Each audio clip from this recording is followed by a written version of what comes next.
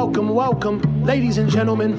Let's get started. Straight from New York, yo, this handsome man, yo. Now tuned in to Aljo, the funk master. Watch your grill, you'll get knocked out cold fast. And talking shit, now we talking facts. Whether mount or off the back, you in trouble, came to burst your bubble. I don't shelter punches, they find home on your mind about a double. This the weekly scraps, you don't need a map. GPS, I'm right here to lead it that. The world doesn't know it needs, but I grow disease, planet fuck a name and the fame. Only legacy remains, remember the name, Aljamain Sterling. It ain't shit, Motherfuckers.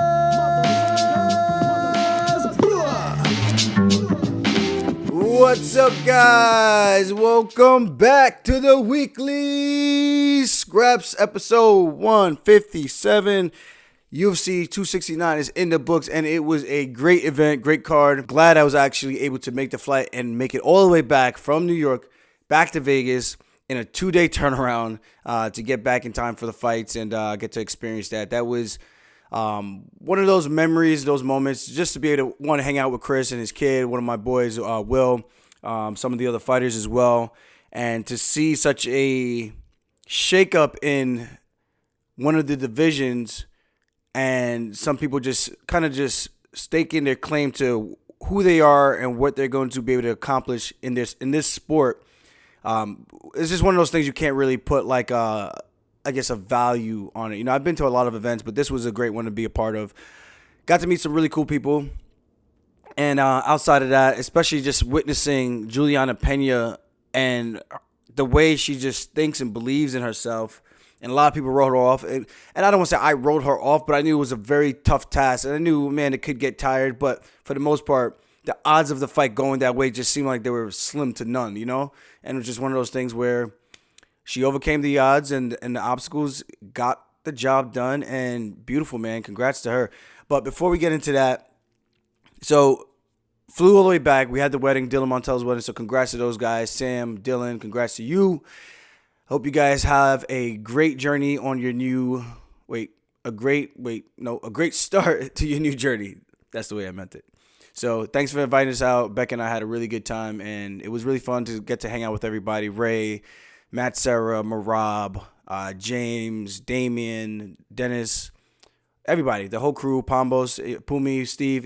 We had pretty much the entire gang. The one person that we were missing was Weidman.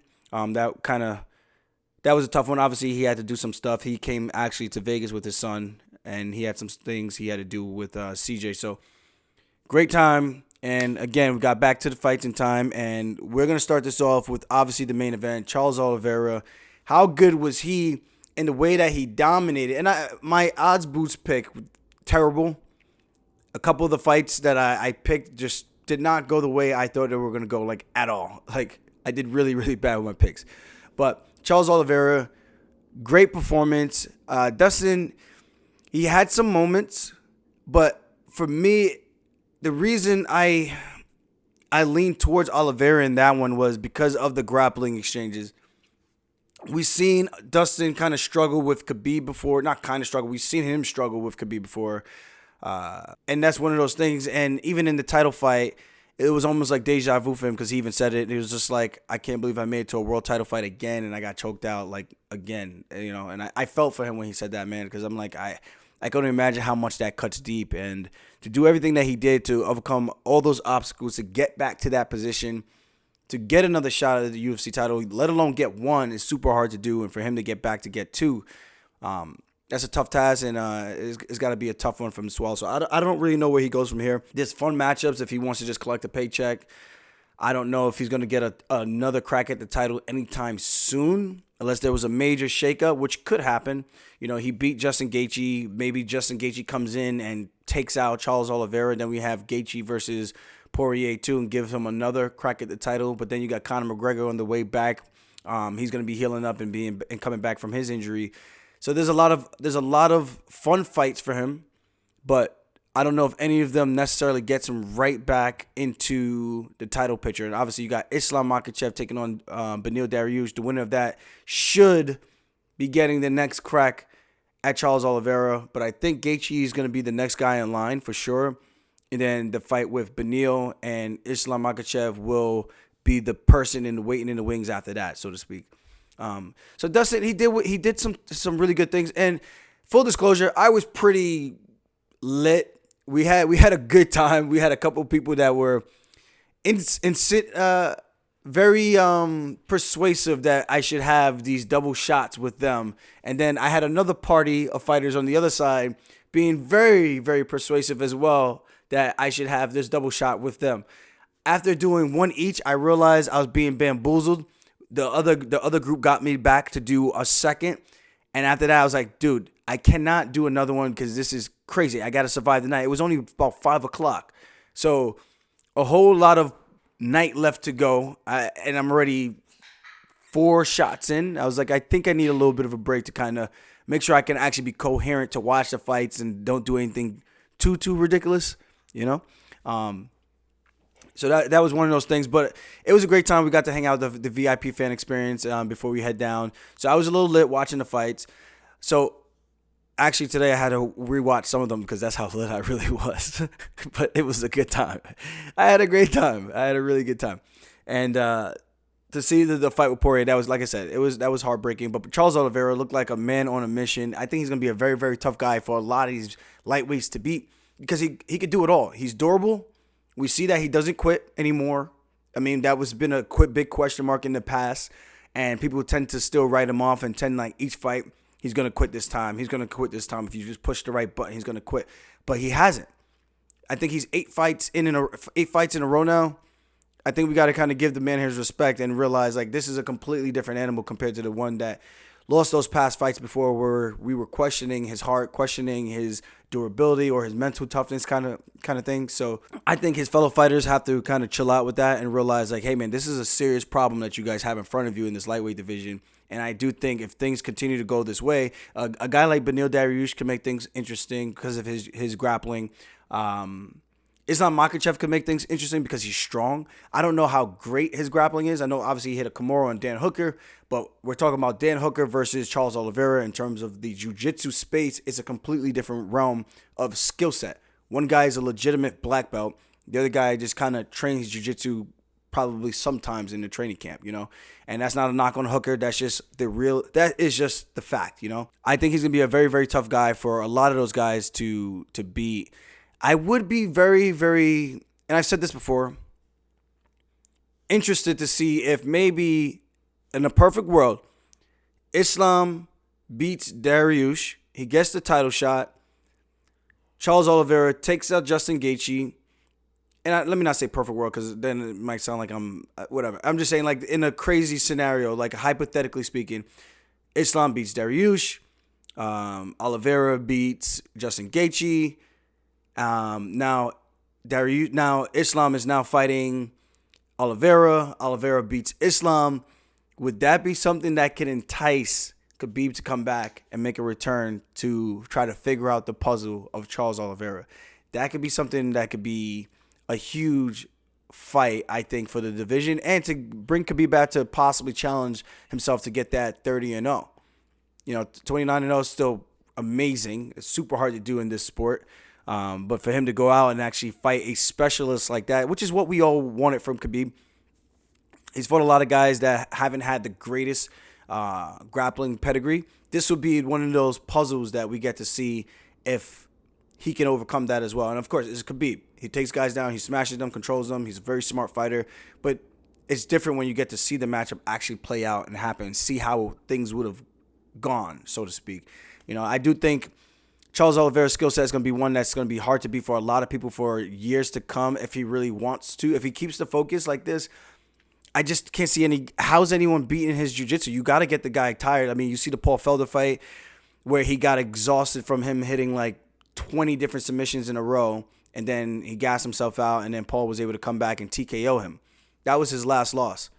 Ever since then, a lot more calculated, a lot smarter with his approach, a lot more technical with how he breaks guys down, the body locks, the rear naked chokes, the diversity of his submission attacks, and his wrestling is, I think, it's very underrated. What he did to Kevin Lee, I think a lot of people are not, like I said, I don't think a lot of people were giving him his respect before, and I think now they 100% have to realize this is a Charles Oliveira show, and he's going to be here for a very long time.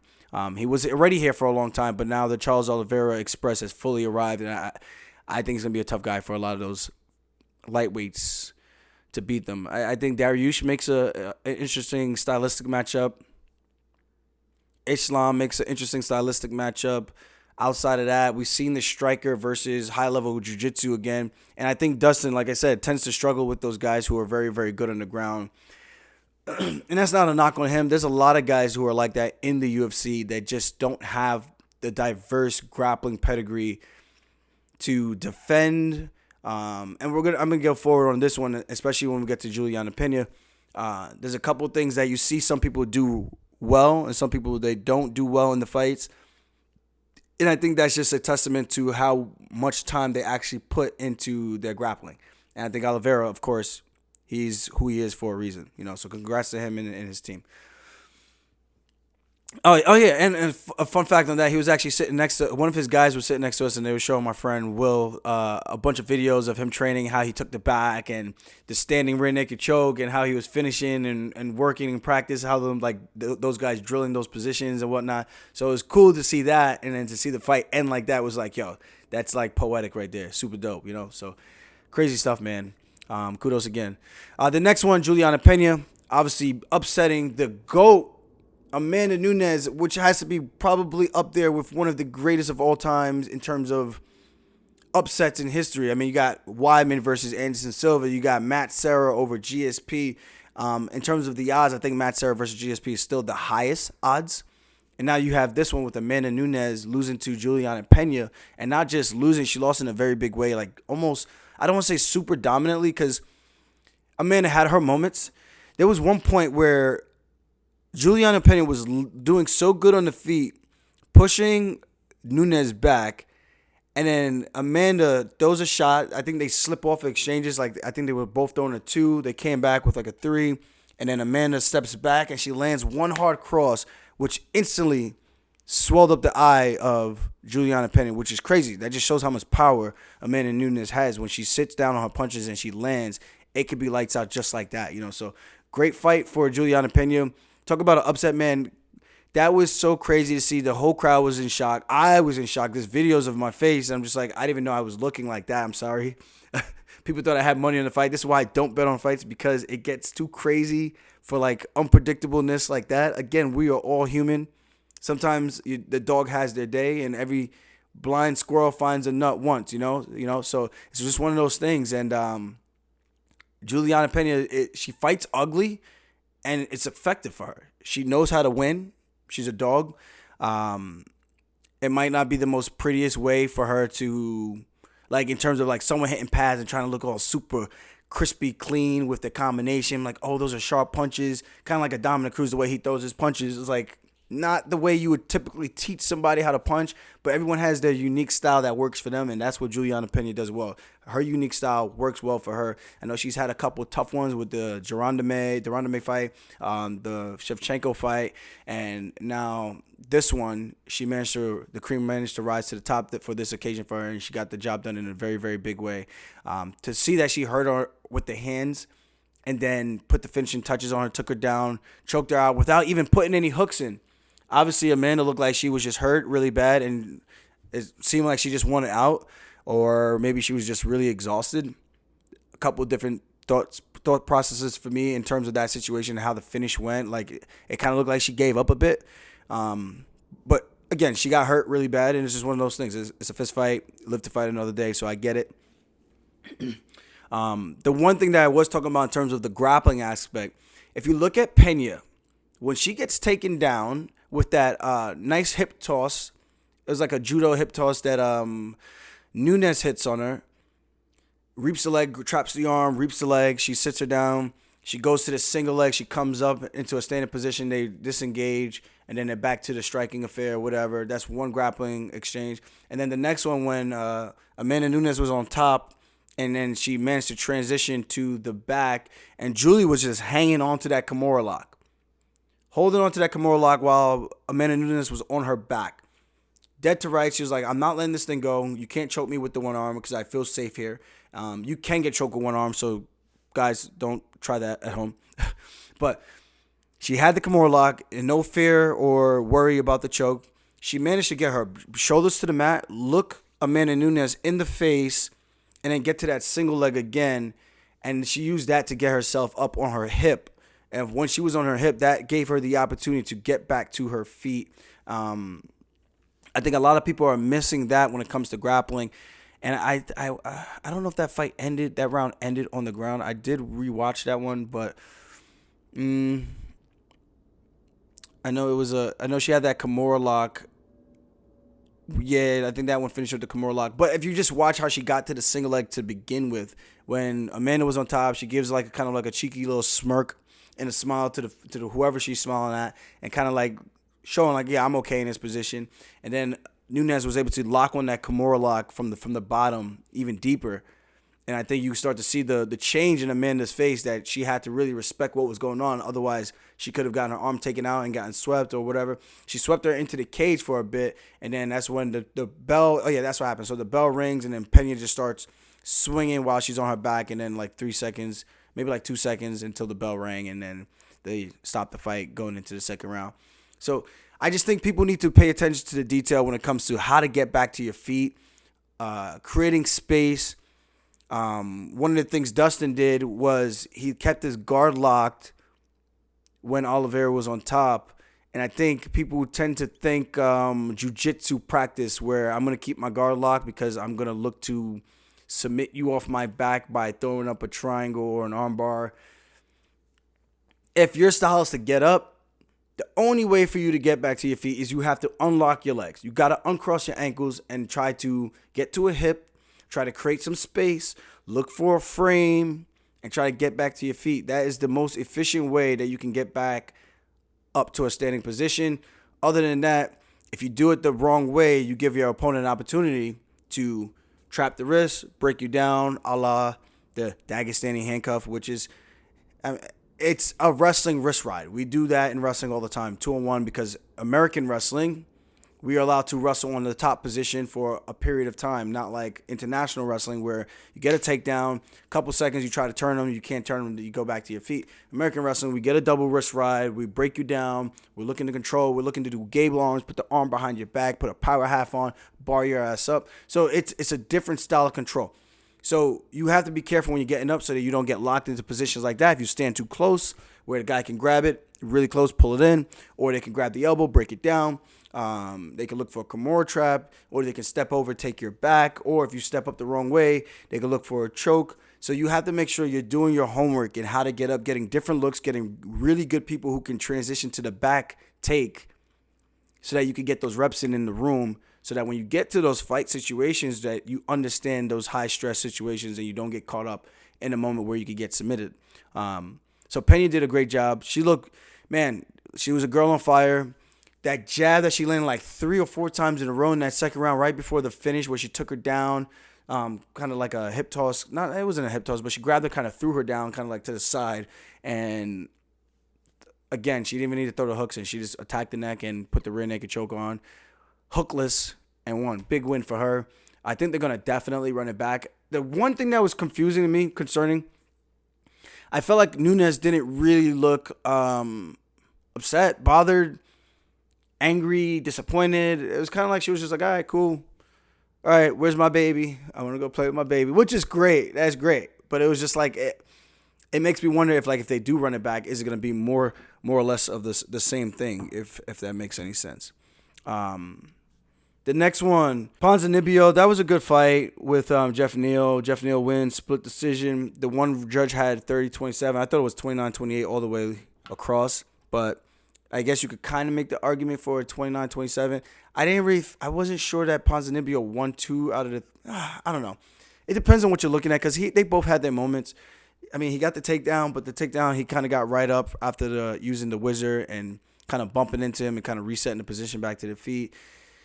And Jeff Neal landed some good shots. So did Ponzinibbio in some moments of that second round and some moments in the third round. But for the most part, I felt like Jeff Neal was controlling the dance.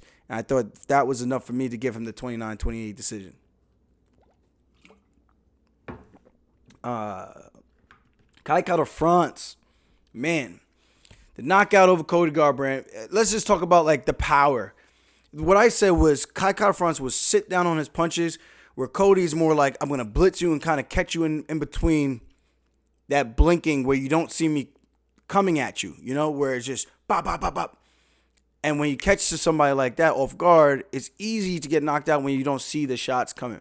And I'm not saying that's the only reason why Cody knocked people out before. He's just so fast that if you don't see it coming, it catches you off guard, you're going to sleep. Kai Kara-France walks him down a bunch of times, sits down on that right hand, hurts him pretty bad, chases him around the cage, hits him so hard he like bounces off of the octagon back into space, puts his hands up, and he's waving him in. And normally when someone waves you in and taunts you in when they're hurt, you think they're going to sit down, bite down on their mouth guard and just start throwing some crazy leather. But instead, Garbrandt waits for the right hand load up, slips underneath beautifully, hits a beautifully timed double leg takedown. But then he gets to the back control. Kai Kara-France gets to all fours. He goes 2-on-1, super easy. It didn't even look like there was any resistance there. And obviously, Cody doesn't use his wrestling like a jiu-jitsu guy. He's just more so like if it gets a quick takedown. And I almost wonder if it's even worth the energy expenditure to even do that. And obviously, he was hurt. So in this scenario, maybe yes, get a couple of seconds to breathe. But if that's the case, why not take a little bit more time in that position, control, keep the hands locked, kick the ankles, or should I say kick the calves. Try to beat up the opponent while you have your hands clasped behind them, that type of thing. But instead, I feel like he was kind of he kind of just gave up that position like relatively easy. And I don't know how hard Kai Kara-France was fighting that 2-on-1, but it just seems like he got out like as soon as he put his hands down and went 2-on-1, he just got out like right away. When he dropped Cody the first time, it's when Cody threw a kick.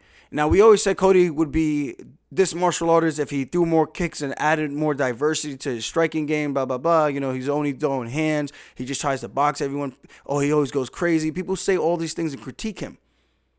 Now, the one time he throws, not the one time, but, this time he tries to mix it up. He throws a kick, and what happens? He gets countered right on that kick, and in between that counter, he closes his eyes. That's what it looks like. It looks like he closes his eyes, and Kai Kara-France just drops a heavy right hand on the chin, and that sits him down. And then, and I think that one actually dropped. I think he actually went limp on that one. That one he went limp, going backwards. Then he got back up, and that's when he got hit again into the cage, and it looked like he fell down again.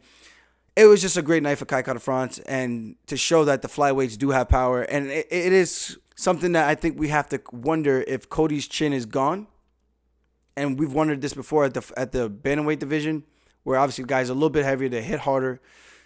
This extra 10 pounds of a weight cut, some people are saying it wasn't the weight cut. Some people are saying it is. We would never really know. I feel like maybe Cody's having these wars in the gym that he probably can go without to kind of give his brain the time to heal up. And again, that's only in theory. We don't know if that actually will work after you've been knocked out X amount of times, right?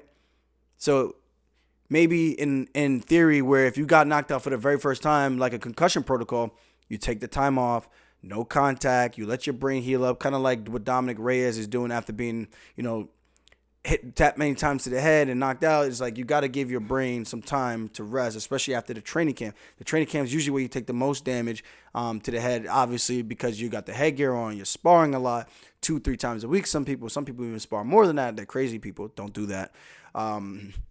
So when you calculate all that impact that you're taking, and then you get to the fight, and then you get knocked out, that's a lot of damage that you have to try to recover from. And hopefully not a short amount of time. We've seen like Marlon Moraes try to come back too quickly and got knocked out by Corey Sandhagen, TKO, and then he ended up coming back again and fought Rob Font and got knocked out again. And then he fought Merab. He took some more time off, but then he fought Merab and got TKO'd again. But it's some of those moments where someone gets hit and the lights kind of get shut out in the middle of the fight where you're just like, is that a tell that this guy or this girl might be towards the end of their career in terms of their durability? Now, if somebody's hitting you and you're just like, okay, I'm going to sit down now, that's something you and your coaches got to really talk about. And again, for Cody, former world champion, dominant fashion, beating a guy like Dominic Cruz the way he did so beautifully, clean.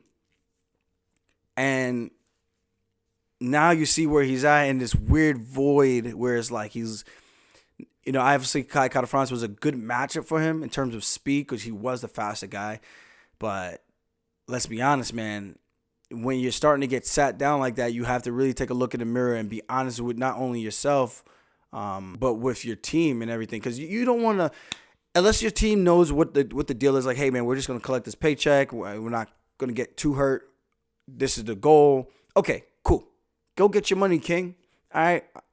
I can't be mad at anybody ever doing that. But if you're going to try to drag your coaches through the mud, and not like, I'm not saying Cody dragging his coaches through the mud. I'm just saying in general, if you're going to take your coaches through the ringer of an intensive training camp, putting in so much time, and you know, or your coaches know, like, hey, man, you just probably can't take a shot at this point in your career.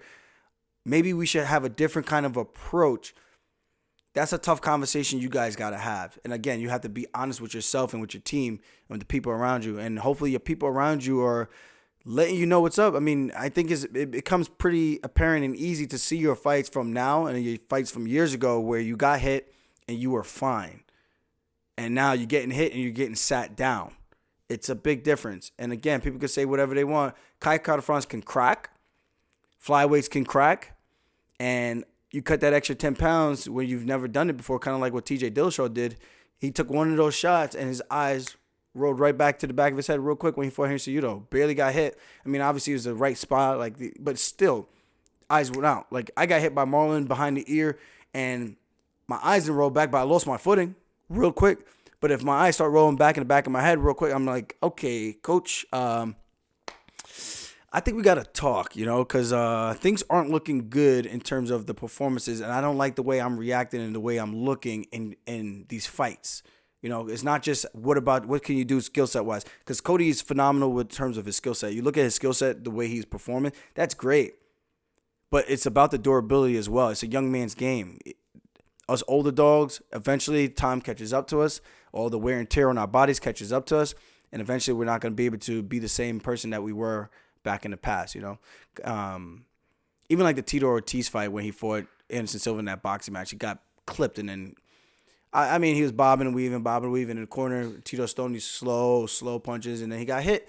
And then Anderson Silva put his lights out, So it's just one of those things, man. Father Time is undefeated for a reason. And it's just, again, you have to just have that hard conversation with yourself and with your team and your loved ones around you, because you can't keep doing that, putting your health on the line and having those lights keep getting shut off over and over and over again, because we don't know what that's going to do and what that's going to look like a couple years down the road, So hopefully Cody gets some time to heal up, and hopefully he made a shit ton of money. I hope so. And I hope he's made a good amount of money over his course of being with the UFC, being a UFC champion. And I hope he did the right thing with his investments and stuff, and kudos to him, And of course, congrats to Kai Kara-France, because that was huge. I think he fought Brandon Moreno already, and I think Moreno won, if I'm not mistaken. So I would love to see that matchup again at some point. I'm actually going to take a look. Yeah, he did. He lost to Brandon Moreno in 2019, unanimous decision. So that would be a good one to run back at some point. He also lost to Brandon Royval. Okay. Now, this next one, Sean O'Malley. I'm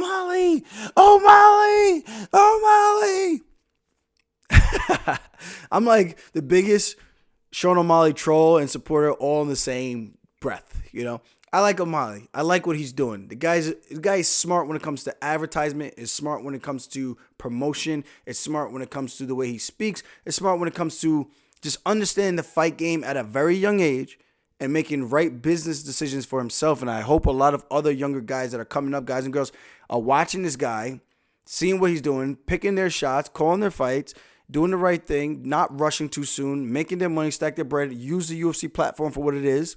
Elevate yourself outside of the octagon, because that's what it's all about. Not everybody wants to be super popular and all this stuff, again, but if you want to make the money in an entertainment business, sometimes that's what you got to do. You got to play the game a little bit. And Sean O'Malley knows how to play the game. Now, obviously, this was the second ranked guy he fought. We saw what happened with the Cheeto Vera fight. Paiva probably shouldn't have been ranked. Kyler Phillips was a good win, but I don't think either one of them should have been ranked. Is Kyler Phillips super talented? Yes. Can Kyler Phillips have a good day against any of those other guys on a different day? Yes. But I think that's just how stacked this bantamweight division is. I think one day you're here, the next day you're not. And again, O'Malley did some beautiful things in that fight. And I think his movements, his fakes, his level changes, and he throws these misdirections and kind of like these curveballs, so to speak, where it looks like the shot's going one way, but then he hits you with something else. You know, well, obviously a curveball is probably not the best analogy, but a curveball is like, you know, it's kind of like a changeup, you know. So that's the best way I can explain it, where he's doing something with his right hand, and then as he's doing that, he's shifting his stance, and he's coming back with a cross down the middle from the southpaw position, or he's hitting like a stutter step level change. You're biting on that, or he's doing a hip twitch and you're biting on that. Then he's hitting you with a long jab, and then he's doing a J step out as you try to pressure him forward. Paiva pressure him forward, trying to cut him off. He can't, because every time he pressures him forward, he's gone. Now, what I don't understand is why these guys aren't attacking the hell out of his legs, because when you're circling like that, the same thing with Dominic Cruz. When you're circling like that, you do not have the ability to check a leg kick while you're circling laterally. You can step in with the cross because you're circling, but if a guy covers up and just chops down the legs, or if a guy is circling and a guy walks forward and then fires something right down the middle to the chest area, it's going to give some problems. And maybe they can catch those kind of kicks up top to the middle. Okay. But now if I cut you off and I head you off and I fire something down to the body, how do you handle that while you're doing a J step out? You got to watch out for knees. You got to watch out for kicks. You got to watch out for a lot of stuff. There's a lot of attacks that people can use. But when I see these guys kind of doing the same thing over and over and over again, it's very telling how the fight's going to go. O'Malley is a specialist when it comes to picking his shots. He's seeing his openings, and he doesn't hit you with a ton of volume. He just pokes. I'm going to take one here. Here's 1 point. I'm going to take one here. Here's another point. I'm going to poke you here into the belly with a front kick. You're going to try to catch my leg. I'm going to retract it, and I'm going to circle as you try to push forward, and I'm out of there again, and you're going to be chasing a ghost. And then I'm back in front of you again, poking you with another jab, faking the jab. You stepping in over commit. I'm going to hit you with the long cross as you come in on the counter, and you overextend on your punch, and I counter over the top. Or you step in, and I hit you with a 1-2, bink, bink. And if I get you hurt, I know what I need to do. When he's doing like the Thomas Almeida, he's doing the basketball dribble. Or not the Thomas Almeida, the Chris Montinho fight. He's doing a basketball dribble through his legs as he's punching this guy in his face, and then he's going like he's hitting a crossover in the middle of a fist fight. And I'm just like, I don't understand this. This is crazy, but it's entertaining, and he's winning these fights. No matter what people say, he's winning these fights. I would like to see him fight a bigger step up, and of course, he has to get paid the right way, and I know that's what he wants. Paiva was the only guy really down the ladder. And it's kind of respectful yet disrespectful the way Dana keeps saying, like, you can't do that to Sean O'Malley. You can't throw him in there with these ranked guys. He's not Khamzat Chimaev. He's not ready yet. And I'm like, okay. So he's ready to be on the pay-per-view to bring eyeballs to the pay-per-view, right? So people are tuning in to watch Sean O'Malley. He's not getting paid what he should probably get paid to bring in those eyeballs. In terms of his popularity, I'm pretty sure he's a popular guy, and I'm pretty sure a lot of people are tuning in to watch him fight. Whether or not his paycheck reflects that, I don't know if it does at this point. I would have to take a look and see where he's at in terms of his last fight. I don't know if Las Vegas is disclosing paychecks anymore. And then on top of that, he's not fighting any of these guys who are like really, I don't want to say not high level, because everyone in the UFC is good. But styles make fights, and when you have a guy who has great quick twitch muscles like Sean O'Malley, great feints, great level changes, that's a hard problem to deal with. No matter what anyone want to say, Paiva shot one time, O'Malley stuffed it, tossed him to the side to the cage, went right back to work with what he was doing, poking. The one opening he hit him with the overhand right, caught him like right on the chin, rocked him, had him against the cage, couple fakes, up top, dug a left shot to the liver. That dropped Paiva's hands just enough where he could come back and hit him with some more kill shots. And that was the walk-off. And then he hit his signature, dribbled through the legs, and he shot his shot. Kobe. R.I.P. So congrats to Sean O'Malley. Again, he's a fun guy to watch. Super entertaining. I would like to see who he's going to fight next. I mean, I know Merab's been calling him out for a while. I don't know if the UFC is going to do that. They probably know he's probably going to get taken down and mauled. But obviously, Merab will have to get past the height, the length, the reflexes, and the striking of O'Malley.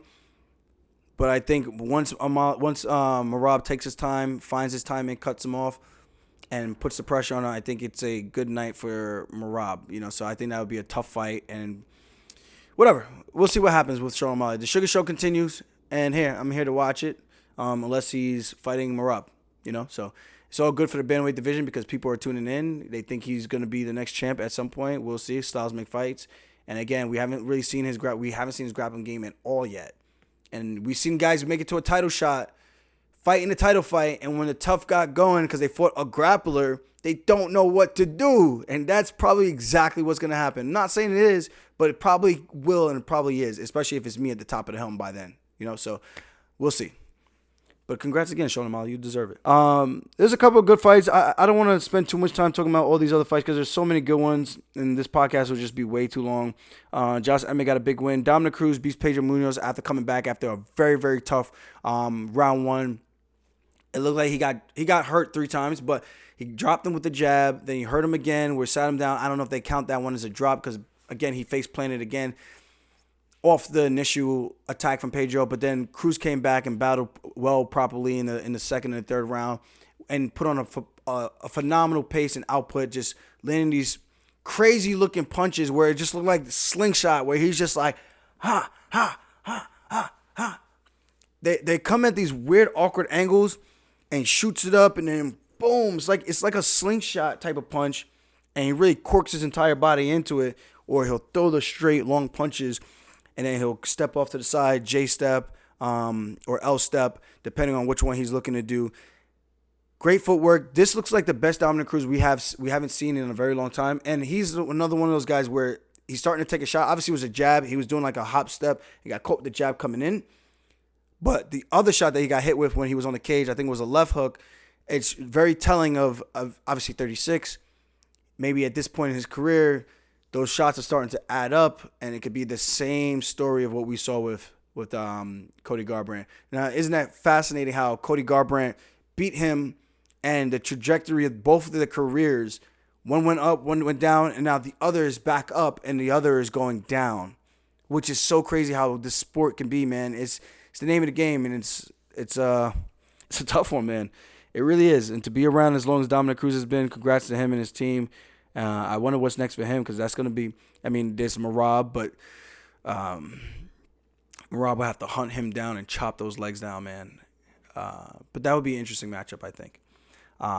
Next one, Tai Tuivasa, big win for him, did the shoey, nasty check hook. Now, I'm going to keep this one short and sweet. The beautiful thing about that check hook, if you look how he hits that check hook, is very reminiscent of how Kamaru Usman versus Jorge Masvidal 2.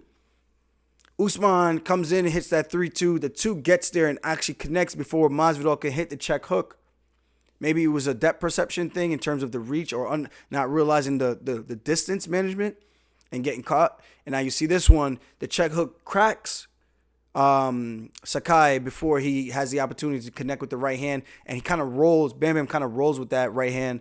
And again, he connects, puts it on the finishing touches. The way he fell, I always... that makes me cringe. I think that's what the word cringe should mean. When people say cringe for all these things, I'm just like, I feel like you guys just use the word like epic. When people just say epic just to describe everything. Oh, it was epic. Oh, we just went to the movies. It was epic. It's like, dude, shut up. That's not what epic means. You are devaluing the word. Stop it. The same thing with this. When people say cringe for everything, I'm like, dude, that's not cringe. You don't know what cringe is. Cringe is something like that where a guy falls and he's just like, that's cringe. That's like, yo, that's bad. I guess cringe could be different kinds of usage in terms of what bad is, but in a situation like that, that made me cringe. Like I was like, ooh, I felt bad for him when I saw that. The way he landed, it kind of reminded me of even like the Rashad fight when he lost the title. I forgot to who it was, but it's just one of those things, man. To see some people get knocked out like that could be some of the most brutal things to see, and then to grab their leg and their foot and to try to twist the leg out so that they can untangle themselves. It's like, while you're unconscious, dude. It's scary, man. So it's a freaking tough sport. I don't know how people do this. Dun, dun, dun. Andre Munoz, beautiful armbar submission. Bruno Silva had a nasty TKO over Jordan Wright. Timed that one perfectly. And the one that kind of really shocked me was Blanchfield. her beating Miranda Maverick the way she did, super dominant, took her down, past her guard, almost at will, whenever she wanted. It was a testament to how good she is at 22 years old to do that to Miranda Maverick or like that, who I think and still think is a potential title contender. And the way she kind of dispatched her, now Miranda is on the 2-fight losing skid. The last one, when she lost to Macy Barber, split decision, I kind of felt like she won that fight. And now you got this one, and so it's a tough position for her to be in. But this one was super dominant. The third round was a little bit better for Miranda when she started landing those strikes. I think Joe Rogan and those guys were commentating. I had to watch this one back because I was kind of lit. And I was doing some stuff working for the fan experience. So I didn't get to watch all this in its entirety when I was at the event. They were saying something like the coach said, you're grappling too much. And I think after watching it and listening, it sounded like they were saying like maybe she was grappling too much in terms of when she was grappling, not landing any strikes and trying to do damage, if that makes more sense. So I think, because if they were telling her she was grappling too much and she was dominating, getting cross-eyed like that, coach, you're fired. We're in the back room, coach. I think we're done here. You know what I mean? That's just like, that would be the dumbest advice any coach can give their athlete after them having so much success and telling them, hey, instead of us running the ball down these guys' throat because we're eating up all this yardage, we're going to try to pass the ball even though we're not. Clearly haven't shown that we're going to have success with that. Or anytime we have done that, we didn't have that much success. And she didn't have the greatest success on the feet, but she did a great job of tying her up, her entry into her takedowns, and again, passing the guard like butter. Watch the hip switch. I think it was in round 2 where she steps over from Miranda's butterfly. And Miranda is good on the ground. And for her to do that to her like that, again, kudos to her because I think she is the future contender that people need to start paying attention to. So that division is getting some real depth. I think her, Casey O'Neill, even Miranda's still in there. But there's a couple of tough girls in that division, man. It's going to be a fun one going forward. And it's nice to see the female division kind of finally gaining some like momentum. Not momentum, more depth in terms of like the athletic skill and the overall skill set of the females. Because before it was like very one-sided where Ronda Rousey was coming through, just running through everybody because no one really knew how to grapple or defend judo throws. You know, now you're starting to see these females that actually know how to wrestle. They actually know how to use jiu-jitsu the proper way. They know how to get up. They know how to pass guard. They know how to strike now. It's not these ugly-looking punches where it's just like, I could tell they're just bringing people in just to bring them in, just to keep it kind of, I don't even know what to call it. I don't even have the proper word to describe that. But it's just nice to see that the female divisions are starting to get some depth with some real talent. So I hope that doesn't come off as disrespect, because it's not.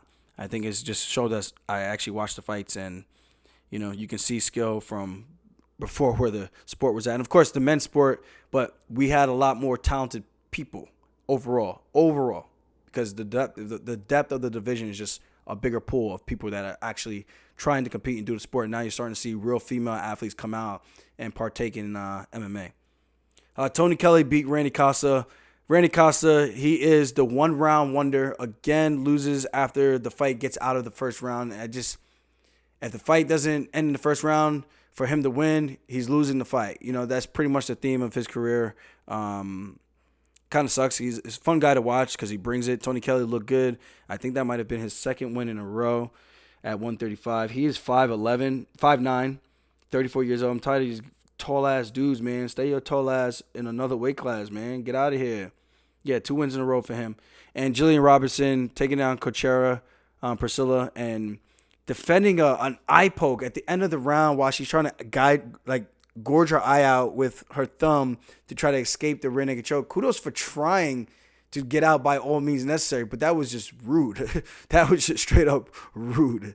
Other than that, man, thank you guys for always tuning in. Remember, if you like my shit, subscribe to my shit or spin it back fist, baby. I'll see you guys later. Peace. I'm about to go touch the road, go touch the pavement. You don't know. We're there. General. Big man thing.